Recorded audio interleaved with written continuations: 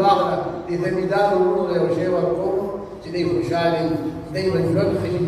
د دوی به الله ته قربت پیدا شي د دوی به زړه صفا شي وړو کې به رڼا راشي په قبر کې به رڼا راشي په رڼا باندې به جنت ته روان وي رسول الله صلی الله علیه وسلم ارشاد کوي چا چې سورت اخلاص درې ځله ولوسته حکما انعاما الله د ده په عمل نامه کې د قرآن شریف د ختم ثواب لیکي دا یو حدیث دی